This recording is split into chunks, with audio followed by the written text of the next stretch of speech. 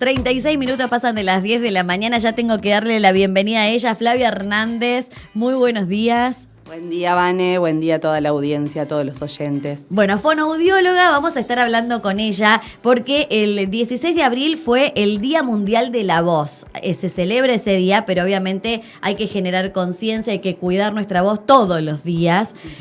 Justamente preguntarte un poquito de eso, ¿no? ¿Cómo hacemos para cuidarnos la voz? A ver, la voz es el instrumento primario de comunicación, nos permite hablar, cantar, reírnos, refleja y manifiesta cómo nos sentimos, nuestro estado de ánimo, nuestras emociones. La voz es identidad, dice mucho de nosotros, transmite un montón. Y la prevención y la promoción de la salud bucal es importantísimo.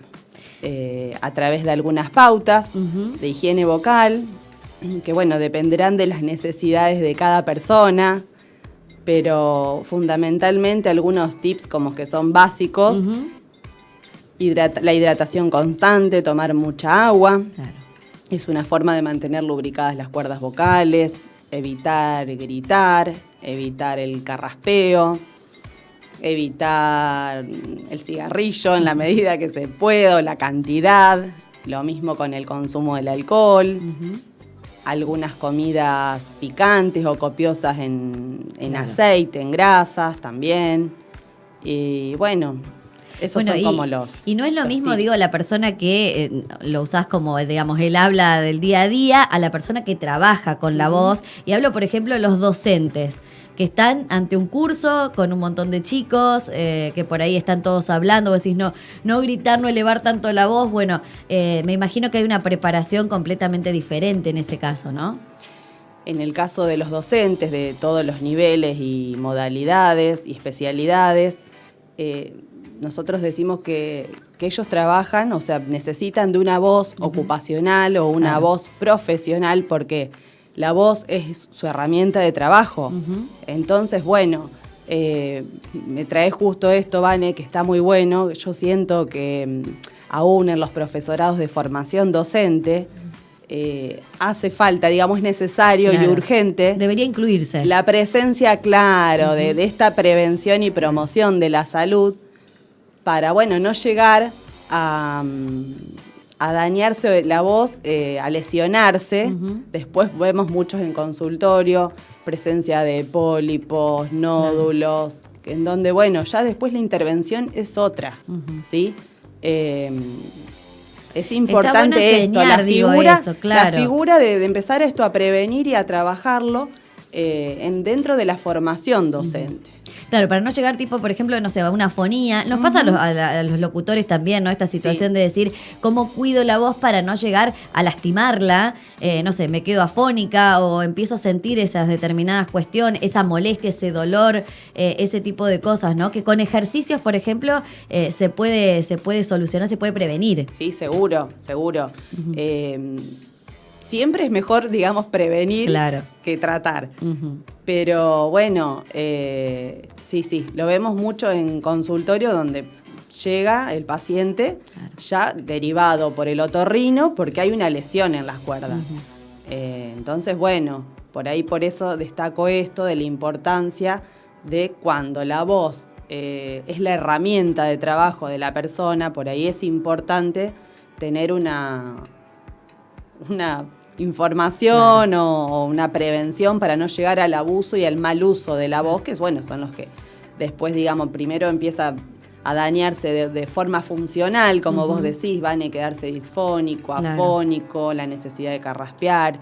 Y bueno, si eso no se trata con el tiempo, se lesionan las cuerdas vocales. Claro, ya después hay que hacer estudios para determinar en qué estado tenemos las cuerdas, ¿no? Ya es otro tipo de trabajo, otro tipo de intervención, otro tipo de ejercitación. Ya no estaríamos hablando más de prevención. Los cantantes, por ejemplo, que tenemos tantos artistas también, ¿no? Qué bueno que cuando arrancan de chiquititos, porque digo, por ejemplo, pienso en aquellos que arrancaron muy jóvenes, que van por un proceso de cambio también en la voz, y eso más que nada, ¿no? Ahí digo, hay que poner el foco también. La voz cantada es un capítulo aparte. Requiere de otro tipo de trabajo, otro tipo de intervención. No es lo mismo la voz hablada que la voz cantada. es totalmente diferente el abordaje. Por eso está bueno las consultas siempre.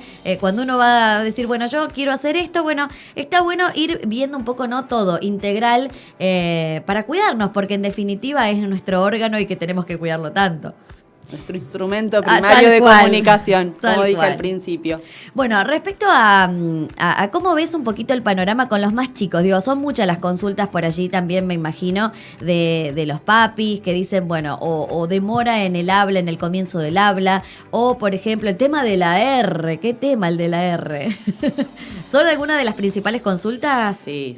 Las dislalias, sobre todo el rotacismo. La dislalia de la R es uno de los motivos más frecuentes que vemos en consultorio. Nosotros en nuestra lengua tenemos 24 fonemas que vamos adquiriendo a lo largo de la adquisición del lenguaje, que es de los 0 a los 5 años. Claro. La idea es que a los 5 años se complete este sistema fonológico en donde hay un orden para ir adquiriéndolas. La P, la T, la M, la B.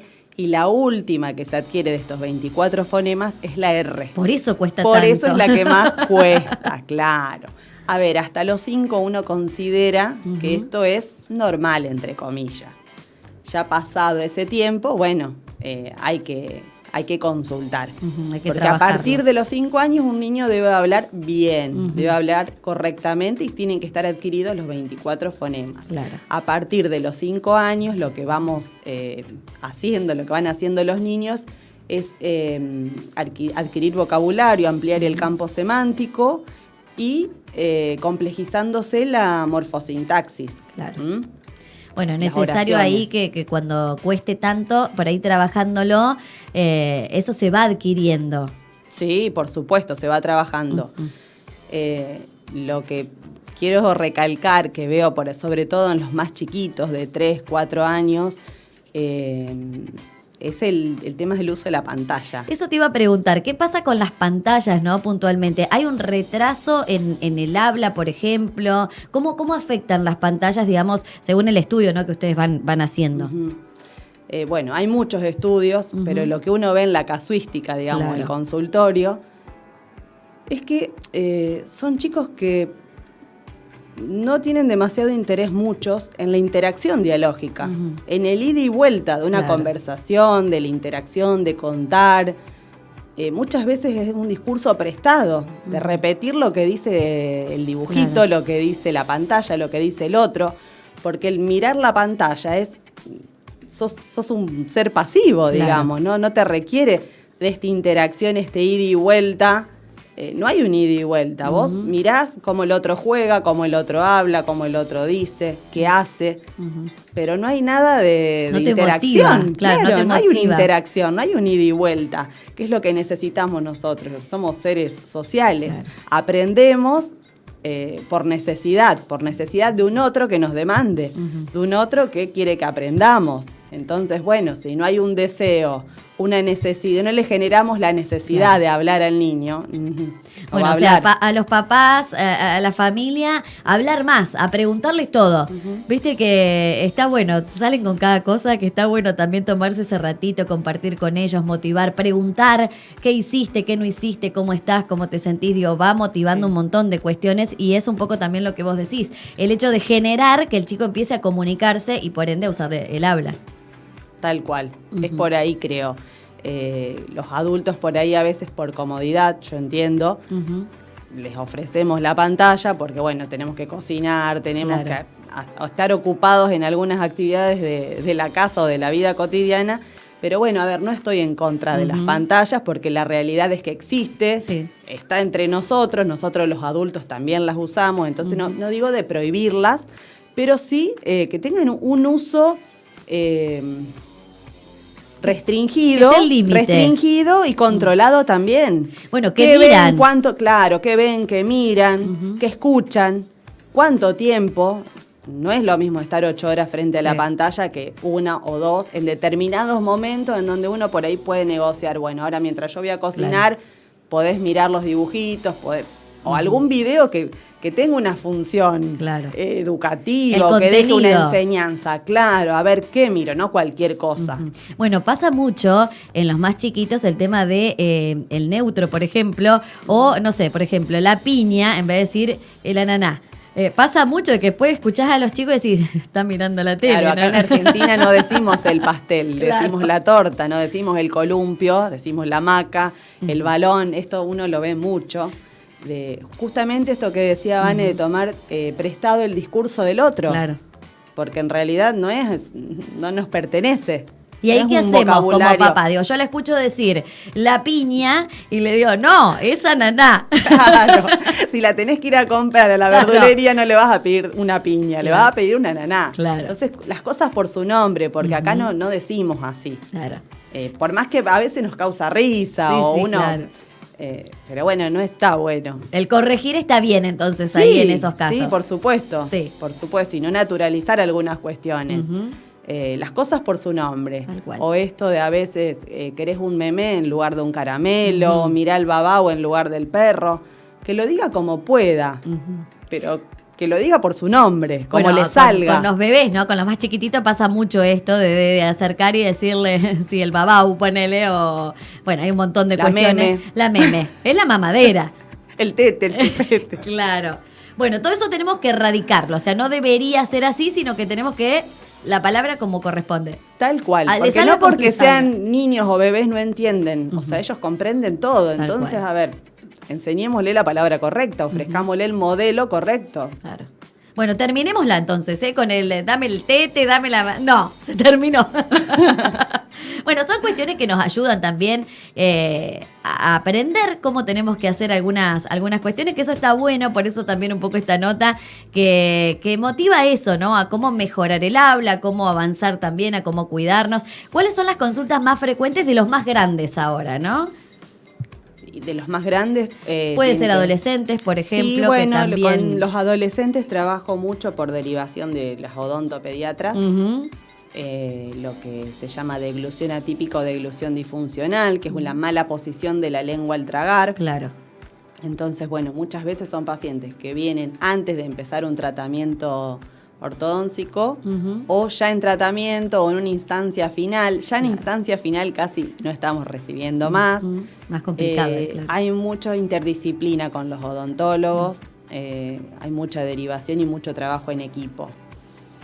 Después, bueno, respiración bucal, disfonías, como te decía antes, sobre todo en el caso de las docentes. Y en adultos ya más mayores, lo que la consulta más frecuente es por ahí esto del deterioro cognitivo. Ajá.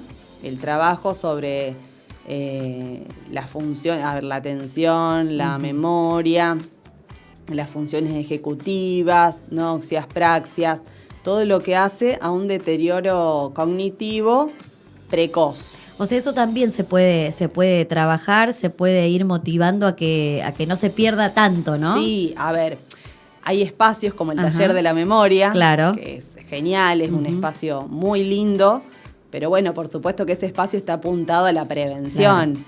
Uno en consultorio ya trabaja con el paciente uno a uno y por derivación del neurólogo por lo general. Bueno, es un trabajo en conjunto, vemos también, sí, ¿no? El fonoaudiólogo. Sí, la interdisciplina es importantísima y fundamental. Bueno, justamente vos decías, y yo pensaba, digo, operaciones, por ejemplo, en los chicos, ¿no? La operación cuando tienen amigdalitis o ese tipo de cuestiones, que a algunos le cuesta después el volver de alguna manera. Eso también es para trabajarlo. Sí. Muchos otorrinos derivan después de cirugías, de adenoides, de amígdalas, hacer reeducación de respiración bucal. Eso se trabaja. Y muchas veces, no es por el simple hecho de operarlos, se soluciona, digamos. Sí. Requiere de una reeducación, un volver a aprender a respirar, porque bueno, muchos por ahí siguen respirando por boca, pudiendo respirar por la nariz. Y bueno, eso se trabaja, por supuesto, sí. Bueno, por eso debemos estar tan atentos, ¿no? Los papás, la familia, siempre. En la escuela también muchas veces hacen esas derivaciones, se hacen algunos estudios y si hay chicos que, bueno, presentan determinadas situaciones también son derivados. En Salita de 5 desde hace muchos años la cooperativa eléctrica, Claro. y el equipo de la cooperativa eléctrica hacen evaluaciones en sala de 5 y van detectando algunas cuestiones Claro. y bueno, y van sugiriendo derivaciones. Eso está muy bueno, es un trabajo de prevención realmente, y después en primer grado también es aconsejable hacer el examen, la audiometría de control de ingreso a primer grado, junto por supuesto con el examen del oftalmólogo. Claro. Bueno, importante, audiometría, siempre, desde los más chiquititos y también en los de primer grado, justamente para detectar si hay alguna cuestión, ¿no? Ahí. Sí, sí. ¿Cómo se trabaja? Porque yo estuve en tu consultorio y por ahí entro al consultorio y veo así como un montón de juegos. ¿Cómo se trabaja, digamos, ya entrando un poquito más en el desarrollo por ahí? ¿Cómo buscas captar esa atención? ¿Cómo haces que de manera también lúdica se pueda aprender?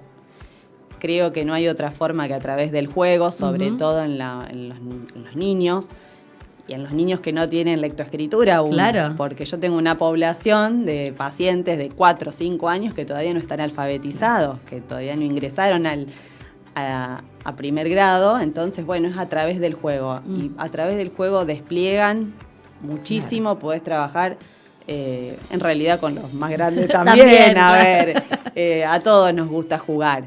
Y creo que es por ahí, no hay otra forma.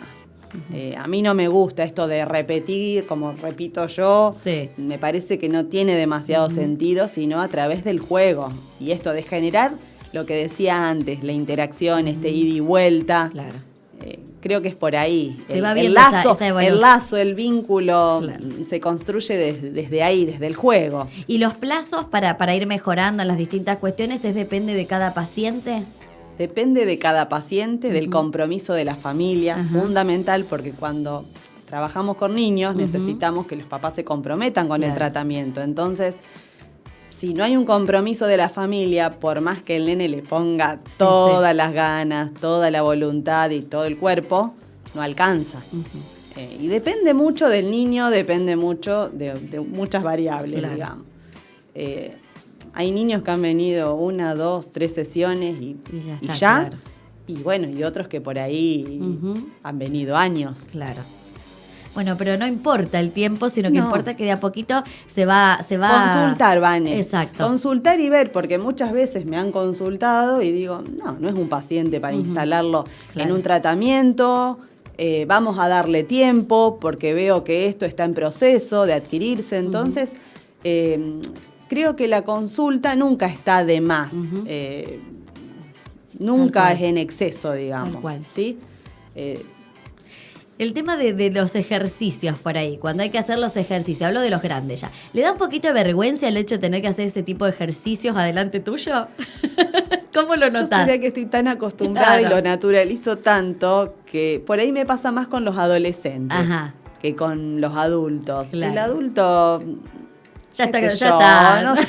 No sé, es lo que yo siento. Sí. No sé, dependerá de cada persona. Al adolescente le cuesta Pero un poquito creo más. que al adolescente le da por Sí. ahí más, no sé, se ríe, más vergüenza Claro, tal porque vez. hay que repetir a veces, tipo una letra para Sí. el que nunca fue a una consulta, por ahí está bueno para que, bueno, animarse, ¿no? Sí. A ir a hacer lo que todo Sí, tiene sí, que ver sí. con cuidarnos, ¿no? Y Puntualmente. la idea es esto de transmitir, confianza y de que uno está para eso. Tal Yo cual. no me voy a reír, a burlar, uno es profesional, entonces, bueno, habrá Sí. gente que lo hará Claro. naturalmente y otro el que le costará un poquito más. Sí, no es que Pero- salís del consultorio y decís, no sabés esta cómo hacía. No, o sea, esa cosa no. Espero que no. Está bueno para aclararlo, porque viste que surgen esos miedos, esa vergüenza que a veces nos da. Creo que producto también de que estamos interactuando menos. ¿no? Sí. Un poco también y eso. aparte, son cosas que por ahí uno nunca hizo en su vida, entonces como que te parece raro, Claro. ay, ¿qué me hace hacer? Pero no tenés por qué saberlo. Claro. En cambio yo ya estoy tan acostumbrada que a mí no me genera, Tal por ahí cual. algunos, viste, me dicen, ay, no me mires porque me da risa. Ahí Entonces, está, bueno, ¿viste? digo, vos hacelo y yo miro Miro para por otro otro lado. lado. Pero son estos acuerdos Tal que a cual. veces uno para generar un clima de Una confianza, empatía, de claro que sí, empatía, tal claro. cual. Estoy con vos, digamos, no contra. Claro que sí. ¿Cuánto dura aproximadamente una sesión? Alrededor de 40 a 45 minutos. Bien. Depende, con los más chiquitos a veces Lleva un poquito más de media hora. No. Menos. El El tiempo de atención, el tiempo de atención que es neurológica, con un paciente de 3 años, 45 minutos, Es a veces montón. un montón. Entonces, bueno, uno va viendo, depende cuál es la consulta, como te decía antes, respecto a deglución disfuncional o respiración bucal, tal vez una sesión de 30 minutos está bien, y bueno, para otras cuestiones es 45. ¿Se redujo Vos mucho vas el viendo. tiempo de atención? Digo, ¿lo notás en consultorio, por ejemplo, que la atención es cada vez menor? En los niños, sí. En los niños. En los niños, el poder comenzar y terminar un juego, sobre todo lo noto en las primeras sesiones. Claro. Quiero Ya. todo, no juego a nada, comienzo un juego, no lo termino, vamos a buscar otro. Entonces, bueno, esto lleva, por lo general, un tiempo, porque no hay una desorganización. Entonces, bueno, hay que trabajarlo esto. Bueno, no, de ir explicándole, Claro. bueno, vos elegiste esto, vamos a jugar a esto, cuando terminamos esto vamos a buscar otro. Muchas veces también hago esto de por ahí prestarles, quedaron con ganas de jugar a algo, bueno, Ajá. te lo presto y la próxima sesión lo traes de vuelta. Mirá Son cuántas acuerdos. cosas, ¿no?, que se trabajan, digo, dentro del consultorio. Cuántas cuestiones que después nos ayudan en el desarrollo del día a día. Bueno, para aquellos que tengan dudas, para aquellos que quieran hacer alguna consulta, teníamos por ahí la plaquita, los turnos al 480-669 o 481-140, en el CAM, por supuesto, o por WhatsApp, ahí lo tenemos en la pantalla, mandás un mensajito que te responden siempre, 3464-449683, es el número para que mandes tu mensajito de WhatsApp para sacar tu turno. ¿Qué días estás atendiendo, Flavia? Martes y miércoles por la tarde, jueves por la mañana. Ahí está, bueno. Lo mejor para vos, Bueno, como siempre. gracias, Vane. y Muchas gracias por el animarse. espacio. Y bueno, me sentí muy cómoda. No, Gracias. nosotros también está buenísimo siempre ir conociendo un poquito más. Y a la gente que se anime, que haga la consulta, que se saquen las dudas, ¿no? Sí, por supuesto. Nunca está de más. Nunca está de y más. si se considera que no es necesario, Tal cual. por ahí con una pequeña charla, pequeñas sugerencias, tal vez no es ni necesario Claro. ver al niño muchas cual. veces. Flavia, Es más el trabajo con el adulto en Claro. algunas situaciones puntuales, sobre todo en los más chiquititos, que con el niño. Tal cual. Flavia, muchas gracias. A ustedes. Así escuchábamos a Flavia Hernández, fonoaudióloga que atiende en el CAM Chabás, y seguimos de esta manera andando. Desde Chabás, Santa Fe, Argentina. Transmite Radio 1. La 1 de Chabás. Una emisora del grupo Econo Multimedios.